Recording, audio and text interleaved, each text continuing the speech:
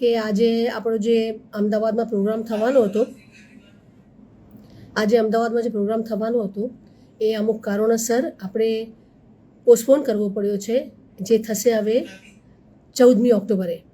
એનું કારણ હું તમને કહું કે અમે લોકો ટોરન્ટોથી પાછા ઇન્ડિયા આવતા હતા, તો મારી અને મારી ફ્રેન્ડ અમે અલગ ફ્લાઇટમાં હતા, એટલે અમે લોકો ગઈકાલ સાંજે પહોંચી ગયા.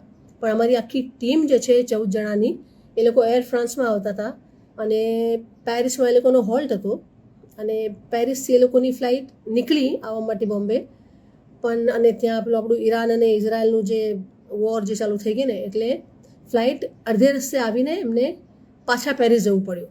તો ફ્લાઇટ પાછી પેરિસ ગઈ અને અત્યારે આખું ટીમ અમારી ત્યાં પેરિસમાં અટકેલી છે બિચારી. તો એને કારણે અને સમજો આજે હું એકલા આવી બી શકત, પણ ટીમ વગર તમને બી મજા નહીં આવે અને મને બી પોતાને બી ગાવાની મજા નહીં આવે, એટલે આપણે કોમ્પ્રોમાઇઝ એમાં કરવું નથી. તો પ્લીઝ મને અને આપણી અલ્ટિમેટ કનેક્ટની જે આખી ટીમ છે એમને તમારા લોકોના સપોર્ટની સખત જરૂરત છે અત્યારે. તો આપણે આજને બદલે આપણે 14મી તારીખે મળીએ અને ગરબા અને રાસની રમઝટ બોલાવીએ.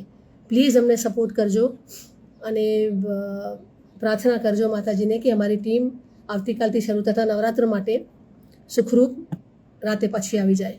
એકચ્યુઅલી એ લોકોને બોર્ડિંગ પાસીસ મળી ગયા છે, પણ ફ્લાઇટમાં બેસે નહીં પહોંચે એવી પ્રાર્થના કરજો સુખરૂપ. અને hope to see you all on 14th. Please નારાજ ના થશો, બિકોઝ આપણા હાથમાં સિચ્યુએશન છે નહીં અને વોર ડિક્લેર થઈ ગઈ અને ફ્લાઇટ એ લોકોએ પાછી વાળવી પડી, એટલે એ લોકો પેરિસમાં અત્યારે અટકેલા છે.